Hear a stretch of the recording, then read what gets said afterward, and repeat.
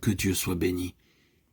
Cette union, cette communion de vie avec Christ, en Christ, sont une réalité, une puissance dynamique indiscutable.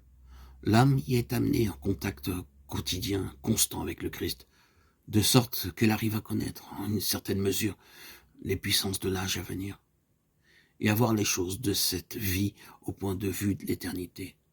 Elle est comme élevée au-dessus des choses de la terre, malgré leur puissance d'attraction, et soustraite à leur intérêt absorbant.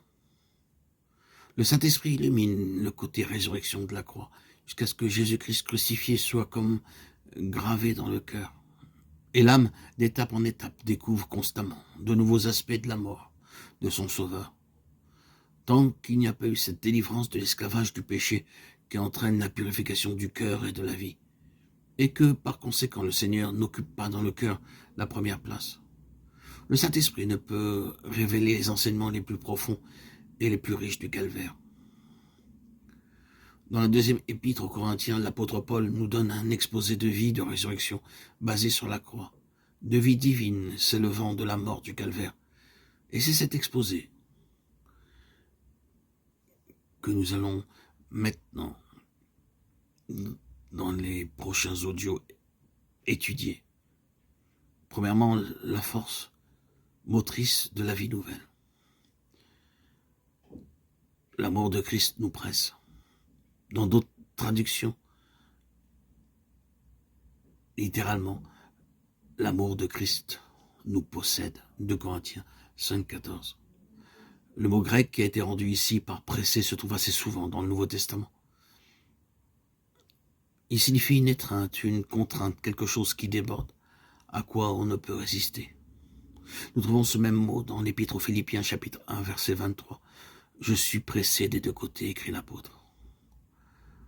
Jésus l'emploie en annonçant le baptême de souffrance au-devant duquel il s'avance. « Je dois être baptisé d'un baptême ».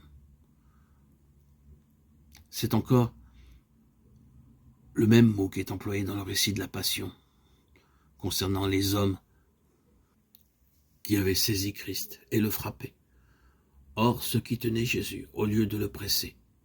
Ailleurs, il est traduit par saisir. Ils furent saisis d'une grande peur, saisis d'une grande angoisse, et par retenir au sujet de la belle-mère de Simon, retenue par la fièvre.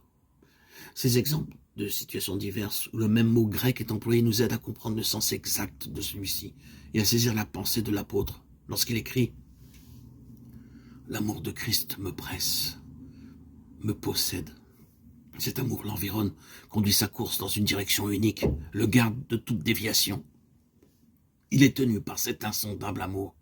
Il est complètement subjugué, poussé en avant, tel le torrent qui poursuit impétueusement sa course et renverse tous les obstacles qui s'y opposent. Et telle est bien l'irrésistible puissance de cet amour insondable de Christ. Amour qui l'a poussé à se dépouiller soi-même de sa divinité, à revêtir notre humanité, à charger nos douleurs et nos péchés, et à mourir sur la croix en rançon pour le pécheur. C'est cet amour qui est désormais le moteur de la vie nouvelle. Le Saint-Esprit en remplit le cœur de telle sorte que tout égoïsme en est chassé, tout amour de soi, toute recherche d'intérêt personnel. Il possède, il absorbe l'être tout entier, qui ne vit plus que par lui et pour lui.